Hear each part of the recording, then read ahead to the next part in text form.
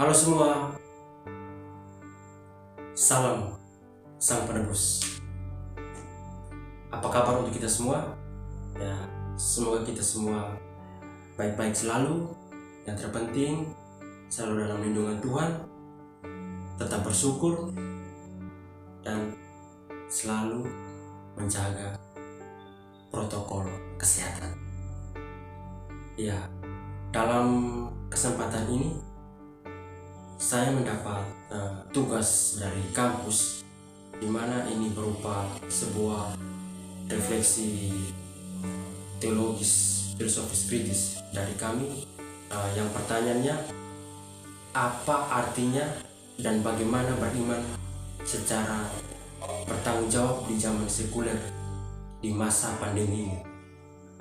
Ya, nanti dari refleksi ini saya coba membagikan kepada Bapak, Ibu, Saudara-saudari umat beriman yang terkasih dalam Kristus Tuhan, ya, bagaimana kita menghidupi iman kita di masa-masa sekarang ini secara bertanggung jawab. Oleh karena itu, tema yang akan kita dalami pada kesempatan ini ialah Cogitatio Fidei. Ini berasal dari bahasa Latin. Apa artinya? Nanti ada waktunya kita akan tahu dalam penjelasan saya sebentar.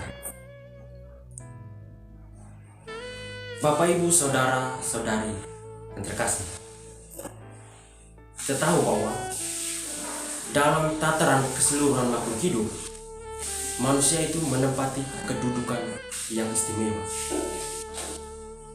Keistimewaan manusia ini secara teologis dalam pandangan Kristiani meyakini bahwa manusia itu imago Dei, atau sama dengan gambar Allah.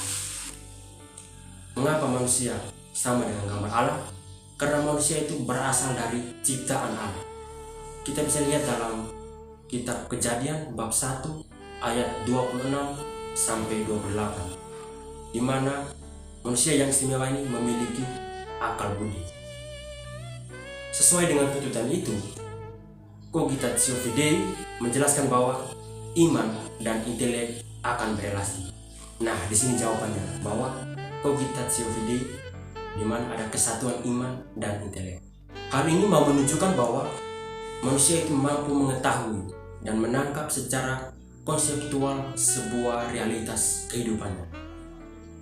Sedangkan secara filosofis, akal budi dikenal sebagai rational animal atau makhluk rasional. Sebagai makhluk rasional, manusia itu berbeda dari makhluk ciptaan lain karena manusia memiliki akal budi, di mana menunjukkan bahwa manusia senantiasa berpikir, berefleksi, dan menyadari eksistensi dirinya di tengah keberadaannya. Manusia juga mempunyai kemampuan mencerna pengalaman dan upaya untuk memahami lingkungan di sekitarnya. Ya, kita ketahui bahwa betapa istimewanya kita di antara makhluk-makhluk lain. Dengan anugerah Tuhan, ya, kita mendapat terang akal budi atas segala perbuatan, atas segala tindakan kita dalam menjalani kehidupan kita sehari-hari. Nah, pertanyaannya, bagaimana kita menggunakan iman dan akal budi ini untuk menyikapi situasi dunia sekarang ini? Kita tahu bahwa kita berada di tengah dunia modernitas, di mana arus perkembangan zaman itu melaju begitu cepat. Dunia itu menggambarkan jumlah proses terus-menerus terjadi dan terus-menerus berubah. Sebelum kita dipacu untuk memperbesar atau memperluas wilayah kita ingin lebih cepat, terus maju, sampai di mana kita pun sendiri tidak tahu. Sekarang, karena virus corona, wilayah jelajah kita semakin menyempit, bahkan menyusut sampai pada rumah kita. Waktu jadi mengambang. Bagaimana misinya? kita juga terkadang tidak tahu. Virus ini lalu menjadi semacam pengertian tentang sesuatu yang tidak bisa dipegang, dipahami, dan mengancam bagaikan monster. Sebelum manusia berkendak untuk membuat dunia ini terkontrol, terpahami, dan terjangkau sepenuh-penuhnya, lucunya bahwa usaha untuk mengontrol ini malah menyebabkan kembalinya yang tak terkontrol dan menakutkan. Realitas inilah yang sedang kita alami di tengah pandemi ini. Kita tidak tahu persis dari mana virus itu datang, bagaimana kelakuannya, bagaimana cara medis kita menguasainya. Akibat dari semua ini, relasi manusia menjadi terganggu, bahkan menyebabkan sebuah keterasingan diri. Menyikapi hal ini, kita tahu bahwa akibat dari wabah ini, banyak masyarakat menjadi panik dan ketakutan. Tidak hanya itu saja, kita lalu mempertanyakan tentang Allah. Allah seperti apa yang dapat kita rasakan dalam kondisi atau situasi saat ini? Seakan bahwa Allah itu sedang mengalami krisis yang tak mampu menangani akan wabah ini. Bagi saya, untuk saat ini bukan lagi soal mempertanyakan tentang siapa itu Allah dan bagaimana Allah itu, tapi justru sebaliknya, sebuah pertanyaan yang reflektif.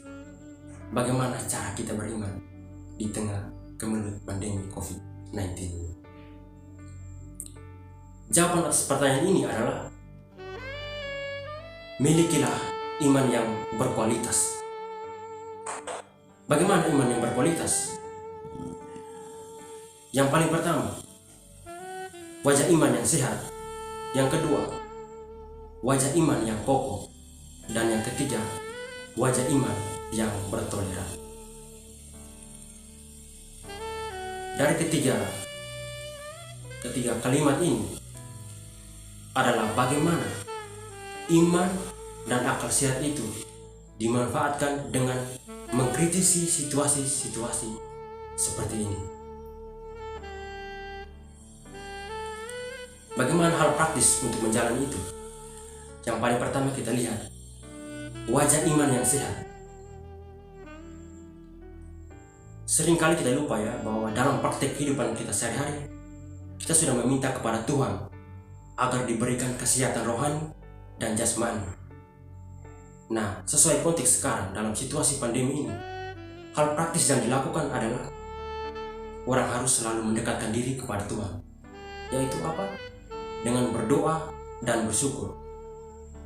Ini juga sudah diajarkan oleh Yesus Kristus sendiri dalam Matius bab 6 ayat 9 sampai 13. Bagaimana cara kita berdoa dan bersyukur. Dan yang kedua adalah selalu menjaga kesehatan. Yaitu dengan apa? Mengikuti protokol kesehatan. Jaga jarak, pakai masker, dan cuci tangan. Yang kedua, wajah iman yang kokoh. Kita beriman kepada Allah, berarti kita sudah menjadi milik Kristus. Itu ditandai dengan sebuah pembaptisan di mana kita telah dimeterai oleh Allah. Disinilah butuh apa? Tanggung jawab pribadi atas iman kita akan Allah.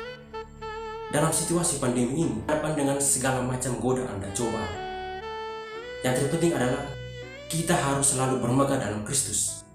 Seperti yang dikatakan oleh Rasul Paulus dalam Filipi bab 3 ayat 3, bahwa orang harus selalu bermegah dalam Kristus, tetapi tidak berboleh bermegah dalam hal-hal lahiriah.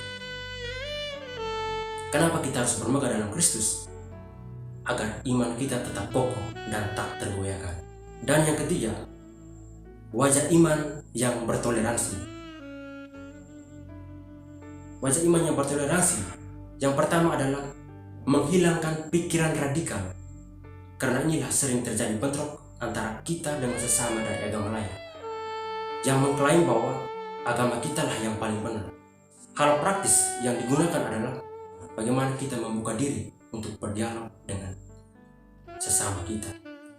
Dan yang kedua, dalam situasi seperti ini, ada segala macam kebijakan, segala peraturan dari pemerintah. Sikap toleransi kepada pemerintah adalah bagaimana kita mentaati kebijakan dan peraturan pemerintah itu. Karena itu adalah untuk kebaikan kita sendiri dan kebaikan kita bersama. Dan yang ketiga, membantu sesama kita tanpa pandang ras, agama, atau apapun itu. Pandemi ini telah merusak sendi-sendi perekonomian dan kesehatan masyarakat. Tidak sedikit yang mengalami kebangkrutan usaha, perekonomian, kehilangan lapangan pekerjaan, kesulitan mencari lapangan, yang sakit dan harus diisolasi. Tidak sedikit lagi yang akhirnya meninggal, bahkan meninggalkan duka juga bagi keluarganya. Mereka mungkin ada di sekeliling kita, dan ada orang-orang yang lapar, haus, asing, sakit, berduka cita, kehilangan pengharapan, yang menantikan uluran tangan kita. Maka, Bapak Ibu Saudara-saudara yang terkasih, Tuhan mengatakan kepada kita supaya hadir di tengah-tengah mereka, membawa kabar bahagia. Lakukanlah sesuatu yang berguna bagi mereka. Lakukanlah sebisa kita untuk melakukannya. Sebab kita menolong orang bukan diukur dari seberapa kita mampu, tetapi seberapa kita mau. Paulus menegaskan bahwa seluruh hukum Taurat tercakup dalam satu firman, yaitu kasihilah sesama manusia seperti dirimu sendiri, dalam Galatia bab 5 ayat 14. Nah, Bapak Ibu, saudara-saudari yang terkasih dalam Kristus, dari tema yang kita renungkan dan bertolak dari pertanyaan tadi, bagaimana cara kita beriman di zaman sekuler di masa pandemi ini, yaitu bagaimana kita menerapkan iman yang berkualitas. Bagaimana iman yang berkualitas? Yaitu iman yang sehat, iman yang kokoh, dan iman yang bertoleransi. Oleh karena itu, Cogitatio Fidei, di mana ada kesatuan iman dan intelek, kita dapat merubah wajah dunia bukan lagi wajah yang berduka, melainkan wajah yang penuh sukacita. Salam sehat, semoga kita senantiasa dalam lindungan Tuhan.